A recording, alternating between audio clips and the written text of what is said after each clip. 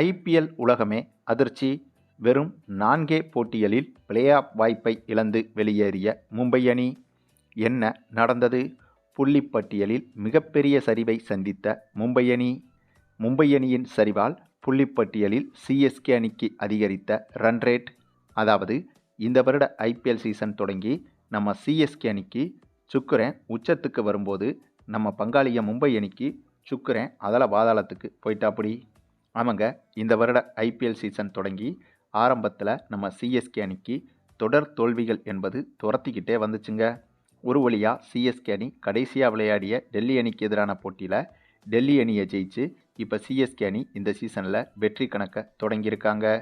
அதுவும் டெல்லி அணியை வீழ்த்தி சிஎஸ்கே அணி புள்ளிப்பட்டியலில் கடைசி இடத்துல இருந்து அடுத்த இடத்துக்கு முன்னேறியிருக்காங்க. அது மட்டும் இல்லாமல் நம்ம சஞ்சு சாம்சனும் இப்போது ஃபார்முக்கு வந்துட்டார். ஏன்னா டெல்லி அணிக்கு எதிராக இவர் தான் சதம் அடித்து சிஎஸ்கே அணியின் வெற்றிக்கு முக்கிய பங்காக மாறியிருந்தார். இவரும் ருத்ராஜும் மட்டும்தான் சிஎஸ்கே அணியில் ஃபார்முக்கு வராமல் திணறிக்கிட்டு இருந்தாங்க. ஆக அந்த 2 பேர்த்தில் இப்போ சஞ்சு சாம்சன் ஃபார்முக்கு வந்துட்டாப்புல. இதனால் இனிமே அடுத்தடுத்த போட்டிகளில் சிஎஸ்கே அணி அதிகப்படியான வெற்றிகளை பெறுவதற்கு தான் வாய்ப்புகள் இருக்குது. அதுக்கு இன்னொரு காரணம், சிஎஸ்கே அணியில் ஏற்கனவே சர்ஃப்ராஸ் கான், கார்த்திக் சர்மா, சிவம் தூபே, ஜேமி ஓவர்டன், ஆயுஷ் மாத்ரே என இவங்க எல்லோருமே ஏற்கனவே ஃபார்மில் தான் இருக்காங்க. இந்த சமயத்தில் இப்போ அதுக்கும் வலு சேர்க்கும் விதமாக நம்ம சஞ்சு சாம்சனும் ஃபார்முக்கு வந்துட்டாப்புல. அது மட்டும் இல்லாமல் கடந்த 3 போட்டிகளில் சிஎஸ்கே அணிக்காக களமிறங்காமல் இருந்த டிவால்டு பிரேவிஸும் சிஎஸ்கே அணிக்கு வந்துட்டாருங்க. இவரை தொடர்ந்து அடுத்த போட்டியில் நம்ம தல தோனியும் சிஎஸ்கே அணிக்காக களமிறங்க போகிறாரு. அதாவது தல தோனிக்கு ஏற்பட்ட காயம் சரியாக 2 வார காலம் ஓய்வில் இருந்தாப்புல. இப்போ அந்த 2 வார காலம் ஓய்வு முடிஞ்சிருச்சு. சிஎஸ்கே அணிக்கு தோனி திரும்ப இருக்காரு. அதனால் சிஎஸ்கே அணி இனிமே அதிக வெற்றிகளை குவிக்கும் என்பதற்கு இத்தகைய நிறைய விஷயங்கள் சிஎஸ்கே அணிக்கு சாதகமாக இருக்குது. ஒன்று தாங்க சிஎஸ்கே அணிக்கு ஒரு சின்ன பிரச்சனை. அது என்னென்னா, நம்ம சிஎஸ்கே கேப்டன் ருத்ராஜ் கெய்க்வாட் மட்டுமே ஃபார்முக்கு வரணும். இவர் மட்டும் ஃபார்முக்கு வர வேண்டியது வெயிட்டிங்கில் இருக்குது. இவர் மட்டும் ஃபார்முக்கு வந்துட்டார் அப்படின்னா அதுக்கப்புறம் ஆர்சிபி அணி வந்தாலும் மும்பை அணி வந்தாலும் எந்த அணி வந்தாலும் நம்ம சிஎஸ்கே அணி தான் இந்த சீசன்லையும் நம்பர் 1 அணியாக மீண்டும் உருவாகும். ஆனாலும் கூட இப்போதைக்கு ருத்ராஜை தவிர்த்து கிட்டத்தட்ட மற்ற எல்லோருமே ஃபார்முக்கு வந்துட்டாங்க. பத்தாக்குறைக்கு டிவால்டு பிரேவிஸு, தல தோனி இவங்களும் சிஎஸ்கே அணியில் என்ட்ரி கொடுக்குறாங்க. ஆகவே இந்த சீசன் தொடங்கி இப்போ வரைக்கும் 4 போட்டிகள் தான் முடிஞ்சிருக்கு. அந்த 4 போட்டிகளில் சிஎஸ்கே அணி ஒரு வெற்றியை தான் பெற்றிருக்காங்க. அடுத்ததாக சிஎஸ்கே அணிக்கு இன்னும் 10 போட்டிகள் இருக்குது. அந்த 10 போட்டிகளில் 6 முதல் 7 போட்டிகளில் நம்ம சிஎஸ்கே அணி ஜெயிச்சிட்டாலே சிஎஸ்கே அணியோட பிளே ஆஃப் கதவு ஓப்பன் ஆயிரும். இப்படியாக சிஎஸ்கே அணிக்கு முதல் 3 போட்டிகள் வரையும் இந்த சீசனில் உச்சத்தில் இருந்த சனி போய் இப்போ சுக்கிரன் உச்சத்துக்கு வந்துட்டாப்புல. ஆனால் நம்ம பங்காளிகளான மும்பை அணியை எடுத்துக்கிட்டோம்னா இவங்களோட நிலைமை அப்படியே ஆப்போசிட்டாக மாறி இருக்குங்க. ஏன்னா மும்பை அணி இந்த சீசன் ஆரம்பித்த முதல் போட்டியில் வெற்றியோடு தொடங்கினாங்க. ஆனால் அதுக்கப்புறம் தொடர்ச்சியாக இதுவரைக்கும் 3 போட்டிகளில் தோத்துட்டாங்க. அது மட்டும் இல்லாமல் இந்த வருட பிளே ஆஃப் வாய்ப்பையும் மும்பை அணி கிட்டத்தட்ட இழந்துட்டாங்க அப்படின்னு சொல்லலாம். கிட்டத்தட்ட அப்படின்னு சொல்கிறத விட இழந்துட்டாங்க அப்படிங்கிறது தான் உண்மை. அதுக்கு காரணம், மும்பை அணியை பொறுத்த வரையிலும் பெருசாக யாருமே ஃபார்ம்லையே இல்லைங்க. ஓப்பனிங் பேட்ஸ்மேன்களில் தொடங்கி கடைசி பேட்ஸ்மேன்கள் வரைக்கும் பெருசாக யாருமே ஃபார்மில் இல்லை.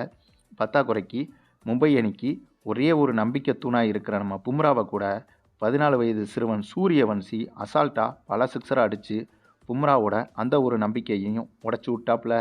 ஆக அந்த ஒரு மேட்சுக்கு அப்புறமா பும்ராவோட பந்து வீச்சும் மிகப்பெரிய பின்னடைவை சந்திச்சிருக்கு.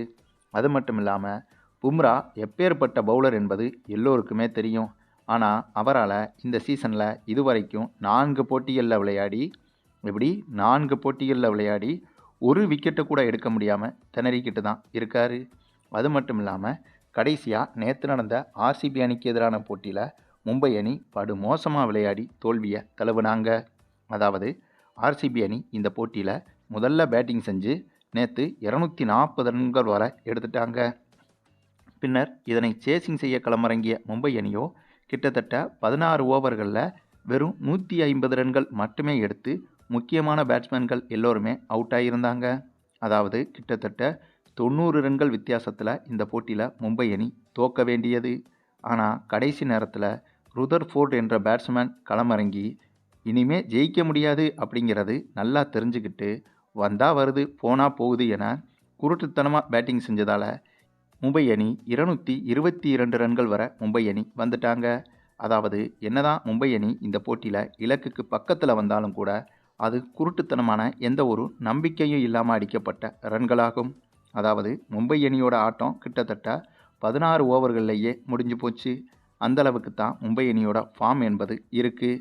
மும்பை அணி மேலே உள்ள நம்பிக்கையும் மும்பை அணி வீரர்களுக்கே இல்லை அப்படிங்கிறது தான் இந்த போட்டி மூலமாக வெட்ட வெளிச்சமாக தெரியுது. அதுவும் மும்பை அணியோட சொந்த மைதானமான வான்கடே மைதானத்திலேயே மும்பை அணி தொடர் தோல்விகளை சந்திச்சுட்டு வர்றாங்க. அது மட்டும் இல்லாமல் இந்த போட்டியில் மும்பை அணி கேப்டன் ஹார்திக் பாண்டியா சுத்தமாக ஃபார்ம்லேயே இல்லைங்க. அதே போல் சூரியகுமார் யாதவ் அதை விட சுத்தம். திலக் வர்மாவோ சுத்தமோ சுத்தம், சுத்தத்துலேயும் சுத்தம். நம்ம ரோஹித் சர்மாவை எடுத்துக்கிட்டிங்கன்னா பாவங்க, இவருக்கு கொஞ்சம் வயசாயிருச்சு அப்படிங்கிறத ஒத்துக்கிட்டு தான் ஆகணும். ஏன்னா நேற்று போட்டியிலேயே கொஞ்ச நேரத்திலேயே ரிட்டையர்டு ஹர்ட் ஆகி போட்டியில் பாதியிலிருந்தே வெளியே போயிட்டார் ரோஹித் சர்மா. அடுத்ததாக பும்ராவை பற்றி ஏற்கனவே சொல்லியாச்சு. ஆக இப்படியாக மும்பை அணியோட மிக முக்கிய நம்பிக்கை நட்சத்திரமாக இருக்கிற மொத்த பேரும் இப்போ அவுட் ஆஃப் ஃபார்மில் தான் இருக்காங்க. இந்த நேரத்தில் இனிமே இவங்களும் கூட அடுத்து இருக்கிற 10 போட்டிகளில் 7 முதல் 8 போட்டிகளில் ஜெயிச்சே ஆகணும். ஆனால் இப்படிப்பட்ட அவுட் ஆஃப் ஃபார்ம் டீமை வச்சுக்கிட்டு கண்டிப்பாக இனி இருக்கிற 10 போட்டிகளில் பெரும்பாலான 8 போட்டிகள் வரைக்கும் ஜெயிக்கிறது அப்படிங்கிறது சாத்தியமே இல்லைங்க. அதனால தான் ஆர்சிபி அணிக்கு எதிரான நேற்று போட்டியில் மும்பை அணி தோல்வி அடைஞ்ச உடனேயே மும்பை அணியோட இந்த சீசனோட பிளே ஆஃப் வாய்ப்பு கிட்டத்தட்ட பறிபோயிருச்சு அப்படிங்கிறத ஒத்துக்கணும். இதே சூழ்நிலையில் தான் நம்ம சிஎஸ்கே அணியும் இருக்காங்க அப்படின்னு சொல்லலாம். ஆனால் சிஎஸ்கே அணியை பொறுத்த வரைக்கும் கிட்டத்தட்ட பெரும்பாலான பிளேயர்ஸ் ஃபார்மில் தான் இருக்காங்க, ருத்ராஜை தவிர. ஆகவே ஆரம்பத்தில் தோத்தாலும் இப்போ சிஎஸ்கே அணி ஃபார்முக்கு வந்துட்டாங்க. அதாவது வெற்றி கணக்கை தொடங்கியிருக்காங்க. ஆனால் மும்பை அணியை எடுத்துக்கிட்டிங்கன்னா வெற்றியோடு தொடங்கி அடுத்தடுத்து தொடர்ச்சியாக தோத்துக்கிட்டே வராங்க. இப்படிப்பட்ட சூழ்நிலையில் மும்பை அணியோட நிலைமை தான் ரொம்ப மோசமாக இருக்குது. அதுவும் மும்பை ரசிகர்கள் நிறைய பேர் சமூக வலைதளங்களில் மும்பை அணியால் இந்த சீசனில் பிளே ஆஃபுக்குள்ளே போக முடியாது அப்படிங்கிறத அவங்களே பதிவுகளாக போட்டுட்டு வர்றாங்க. ஆகவே இதிலிருந்தே மும்பை அணியோட இந்த சீசனோட ஆட்டம் முடிவுக்கு வந்துருச்சு அப்படிங்கிறத புரிஞ்சிக்க முடியுது. அது மட்டும் இல்லாமல் இந்த வருட ஐபிஎல் சீசன் என்பது நம்ம ஆர்சிபி அணிக்கு தாங்க கொண்டாட்டமாக மாறி இருக்கு. கடந்த சீசனில் ஐபிஎல் கப்பை அடித்தாலும் அடித்தாங்க. அதுக்கப்புறம் சும்மா வெறித்தனமான ஃபார்மில் விளையாடிக்கிட்டு வராங்க ஆர்சிபி அணி. போகிற போக்க பார்த்தா இந்த சீசன்லையும் திரும்பவும் ஆர்சிபி அணி தான் கப்பை தூக்கும் அப்படின்னு பலரும் நம்ப ஆரம்பிச்சிட்டாங்க. சரி, நீங்கள் சொல்லுங்கள், பலரும் நம்புகிற மாதிரி கடந்த சீசன் போலவே இந்த சீசன்லையும் ஆர்சிபி அணி சூப்பராக விளையாடி இந்த முறையும் கப்பை ஜெயிக்கிறதுக்கு வாய்ப்பு இருக்கா? இல்லை நம்முடைய சிஎஸ்கே அணியோட இந்த திடீர் ஃபார்ம் வந்துட்டு சிஎஸ்கே அணி இந்த சீசனில் கப்பை ஜெயிக்கிறதுக்கு வாய்ப்பு இருக்கா என்பதை பற்றியும் உங்களுடைய கருத்துக்களையும் கமெண்டில் தெரிவிங்க. மேலும் இந்த வீடியோ பிடிச்சிருந்தா லைக் பண்ணுங்கள், மற்ற அனைவருக்கும் ஷேர் பண்ணுங்கள், மறக்காமல் நம்ம சேனலை சப்ஸ்கிரைப் பண்ணுங்கள்.